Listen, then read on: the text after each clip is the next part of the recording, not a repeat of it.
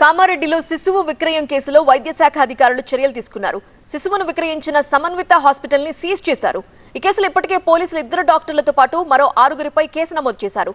అధికారులు కేసు నమోదు చేసి చేతులు దులుపుకోకుండా వెంటనే సమన్విత ఆసుపత్రి లైసెన్స్ రద్దు చేయాలని ప్రజా సంఘాలు డిమాండ్ చేస్తున్నాయి.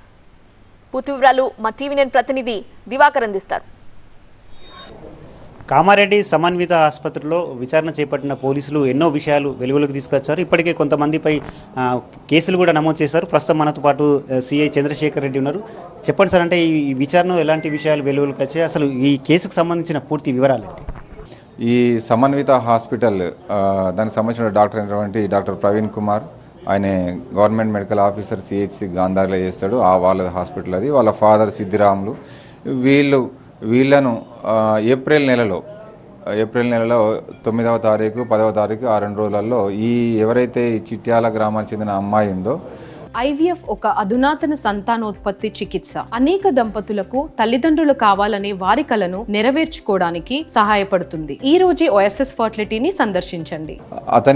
ఆమె భర్తతోటి అంటే పెళ్ళైన 2 నెలలకి 8 నెలల గర్భం ఎట్లా వచ్చిందనే విషయంలో ఇద్దరి మధ్యలో గొడవ జరగడం వల్ల ఈ గర్భం తీసేసుకుంటే నా భర్త నాతో ఉంటాడేమో అనే ఉద్దేశంతో అందులో పనిచేస్తున్నటువంటి ఉదయ్ కిరణ్ అనే వ్యక్తిని వీళ్ళు అప్రోచ్ కావడం జరిగింది. అతను వాళ్ళ డాక్టర్లు సిద్ధిరాములు గారికి వాళ్ళ కొడుకు ప్రవీణ్ కుమార్ ఇద్దరికి చెప్తే 2 లక్షల రూపాయలు ఖర్చు అయితే అని అనడము, దాంతో వీళ్ళు ఒక 80,000 ఫోన్పే అమౌంట్ పే చేయడం, ఒక 50,000 క్యాష్ ఇవ్వడము, మిగతా అమౌంట్ తర్వాత ఇస్తామని అనడం వల్ల వాళ్ళు ఒప్పుకున్నారు. 11th నాడు మిడ్ నైట్ టైంలో ఆ అమ్మాయికి ప్రసవం అయ్యేటట్టు చేసినారు. ఆ ప్రసవం అయిన తర్వాత పుట్టిన ఆడబిడ్డను ఈ సిద్ధిరాములు అనేట ఆయనకు పరిచయం ఉన్నటువంటి బాలకృష్ణ అనేట బాలకృష్ణ ద్వారా సిరిసిల్లలో ఉండే సిరిసిల్లలో ఉండే అతని ద్వారా ఇల్లంతకుంట మండలం రేపాకలో ఉన్న మరొక వ్యక్తికి ఆ పాపను 20,000 రూపాయలకు అమ్మడం జరిగింది. ఈ ఇన్వెస్టిగేషన్లో ఈ నిజాలని తెలిసిన మేము ఆ పాపను రెస్క్యూ చేయడం జరిగింది. DCPO గారికి అప్పచెప్పడం జరిగింది.